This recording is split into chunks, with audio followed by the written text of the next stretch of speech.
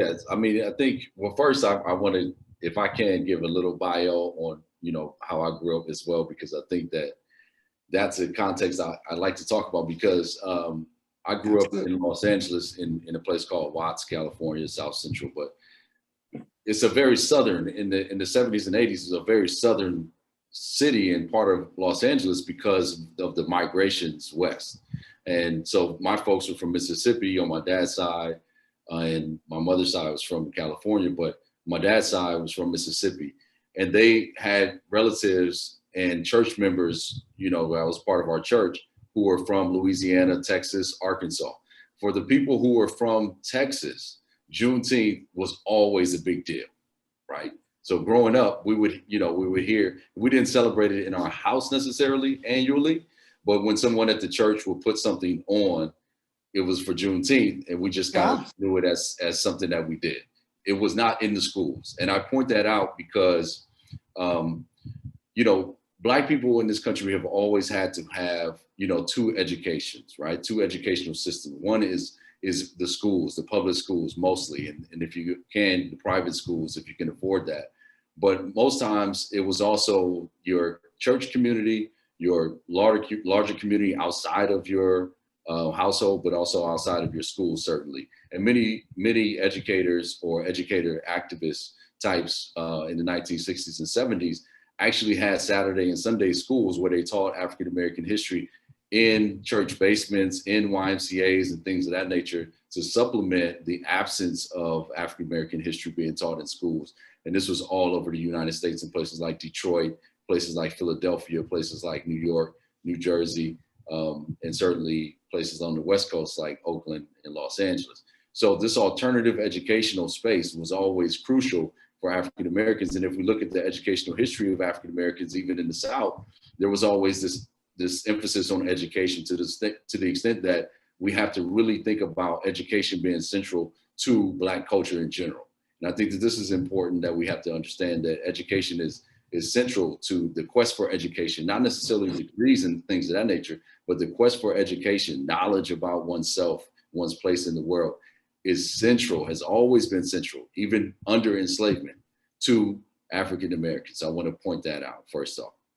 Now, this ties directly to the question of reparations, because you can have many different forms of reparations, and at the heart of reparations is, this notion of doing no more harm, or this notion of doing repair, or actually paying for what you've caused, the pain that you've caused. How do you pay that back?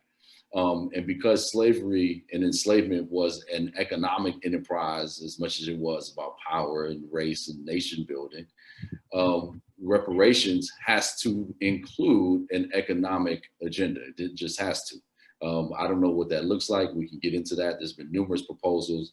There's a brilliant new book out called From Here to Equality by Darity, that outlines one proposal that's being discussed.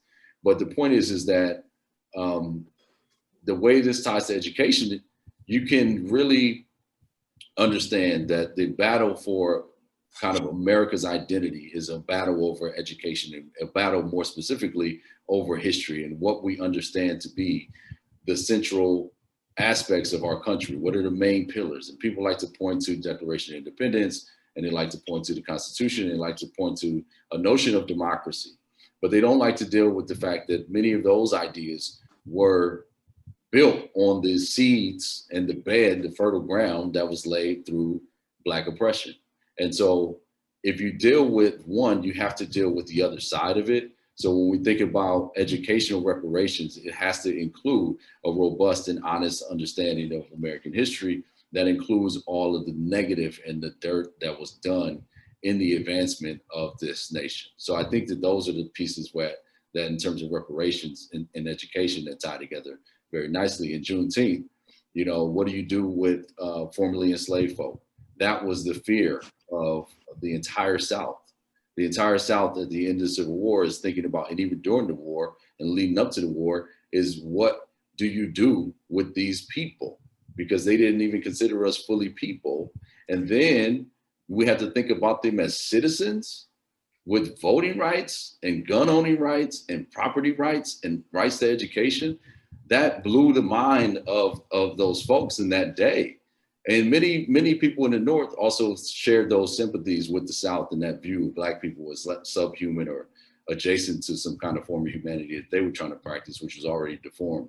But the point is that you can really do a lot with the centrality of African American history in our public schools. And there have been many tremendous efforts by school districts, by local teachers, by educational advocacy groups to try to really build a more robust understanding of American history that includes Native American history, Asian American history, African American history, Chicano, Mexican American history, and the realities of those things, and the fact that oftentimes those groups were left out of any discussion of equal power, any discussion of equal citizenship, and even if they were granted those rights could be suspended at different moments throughout history.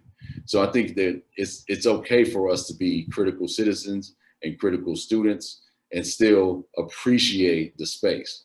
But I don't lay claim to an easy patriotism.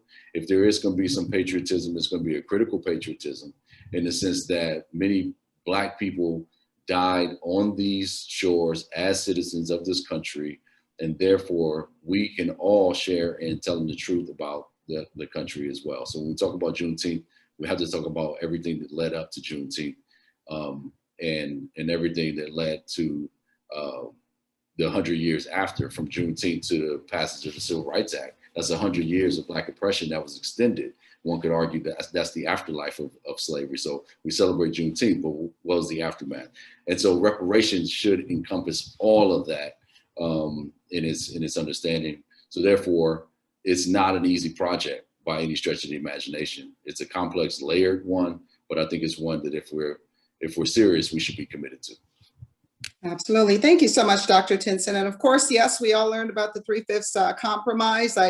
If I remember my math, I'm really going back, I believe we were considered 60% of a person. I believe that's what it's really all about, the 3/5 compromise. And it's so interesting that, in many ways today, we are still considered, as you alluded to, as you said so beautifully, we are still considered subhumans to many people.